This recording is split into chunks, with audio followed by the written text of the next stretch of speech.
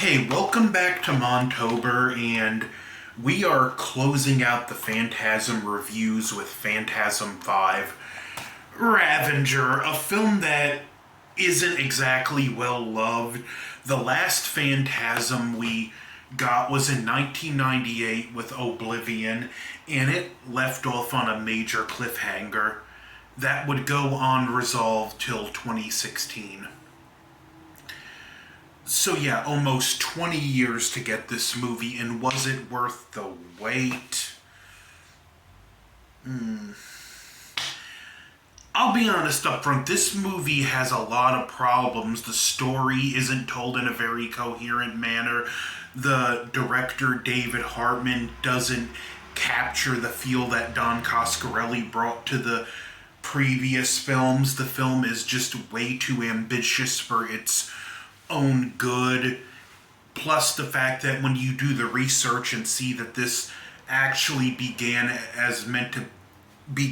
it was meant to be a series of web shorts that told the final story, and you kind of get that feel the way this story's told at times.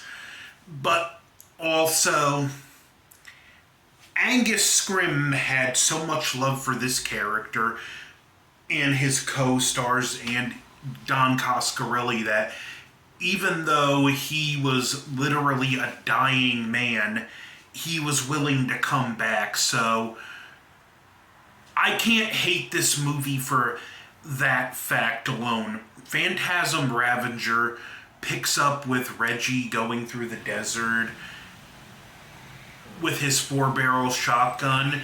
He meets up with a guy in the Hemi-Coda, and long story short, it was stolen from him. He gets it back, has a chase with the Sentinel spears. Then he meets up with this girl, goes to her farm, and there's more stuff with the spears, and we get a lot of weird back and forth storytelling. He wakes up in a nursing home, and Mike's revealing you have early onset dementia. And it's what's really going on here. We also see at one point in the film this giant sentinel spear and the dimensional tuning forks. And just the way this story's told, it doesn't make a whole lot of sense. We'll have a scene with what I'll call present day Reggie. Then we'll have a scene in the nursing home. We even have a nursing home scene that's set in the past where the tall man is a roommate with him. And it just, like I said, it's a very convoluted way to tell the story. I wish they would have gone with a more straightforward story. At one point, the tall man makes him an offer. I can give your family back. You just have to leave Mike alone. And ultimately, he doesn't take the offer. And it does come up that Reggie is kind of the tall man's amusement, and that's why he's been kept alive for so long. And we also have a point where Reggie wakes up in a post-apocalyptic future. He's found by a woman that looks just like the girl from earlier in the film, and a midget named Chunk. They ultimately meet up with Mike and a squad, and he sees that this is now a very post-apocalyptic world. And there's some good enough cat and mouse stuff here. Listen, this film it doesn't make a lot of sense. It has its moments. It even has its strong moments, but just Don Coscarelli really should have been the one to direct it. Angus Scrimm is great as can be expected as the tall man, given his condition, but you can tell he's not in good health in this film, and a lot of that screen presence that he brought to the films and the intimidation factor, it just don't hit like it did in the previous films, and that's no fault of Angus Scrimm. He's one of the only reasons I don't hate this movie, because he had so much love for the character. He came back when he had every right to say, no, I'm not going to do it. And he still gives it his all. The tall man scenes are really the best in this film. There's one point where nursing home Reggie is talking to Mike, and Mike brings up that he's starting to have some of these memories, and he talks about this multi-dimensional theory, and something he only partway explains called the membrane theory, where multiple dimensions are sort of stacked on top of each other, and there's weak points where the dimensions touch, implying that, well, all these realities are in fact legitimate, but they're just alternate realities, and because of the tall man's dimensional tuning forks, they're causing things to bleed over. At least that's one potential explanation this film gets. It's weird. We do have a kind of final-ish showdown in the tall man's world, where he reveals to Mike and Reggie that there are thousands of him, tens of thousands in dimensions they can't possibly understand.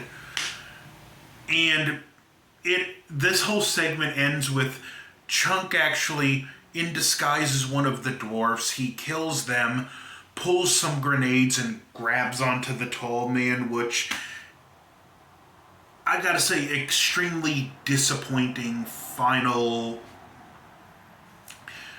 way to send the tall man off for this film. And then we go back to the nursing home, where a dimension rips open, and Mike throws Reggie the 4-barrel shotgun, and now all the employees are tall man minions. There's a fight, and they get saved by Reggie and by Jody and the Hemi-Cuda that has weapons on it, and now Jody's back alive. What happened here?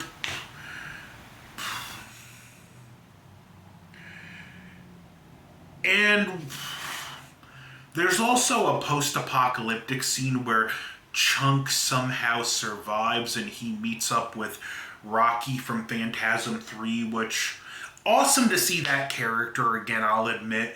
And they meet up with Mike, Reggie, and Jody.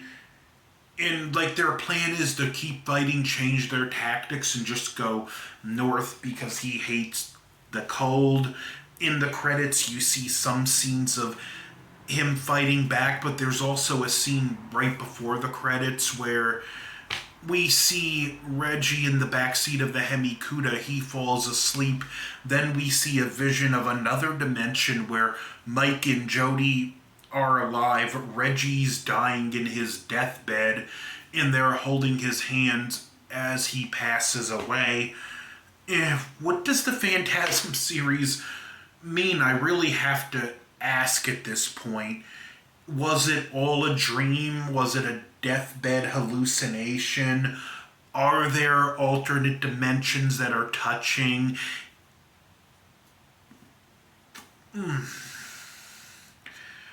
Who knows at this point? Also, I should add for this coverage of Ravager that we do see what Jody's reference to risk of infection was.